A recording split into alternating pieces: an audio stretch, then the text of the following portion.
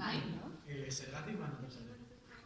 Zergatik banatu garen, galdetzen digutenean, zerratu zarete edo ez gara zerretu. Ez que, jazta, sentitu dugu, lehen esan dizu dana, ez? Ja, iritsi dala amaiera bat eta talde bezala, ja eskini eta eman dugula, jarraitu genuen kontzertu ematen, baino ez dakit, da sentsazio bat oso barrukoa bezala, bueno, jazta, iritsi da momentua eta orain badagaria beste gauza batzuk egiteko, akaso beste musika mota bat egiteko edo beste proiektu batzuk egiteko.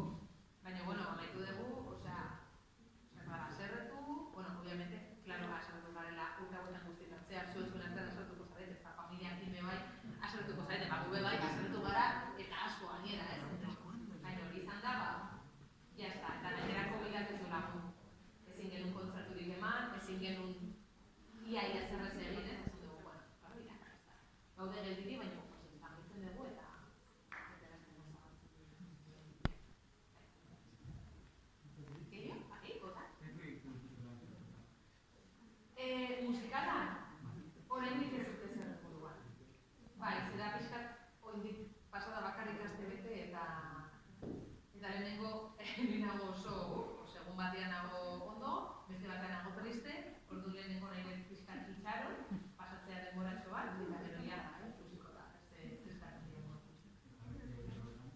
Eta beste arloetan, martxoan adibidez, duela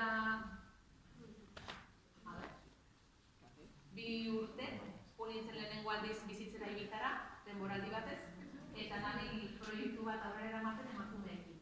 Nabil emakumeekin lan egiten, eta antolatzea ditutarrako, esango genuke, erretiru moduko batzuk. Bai?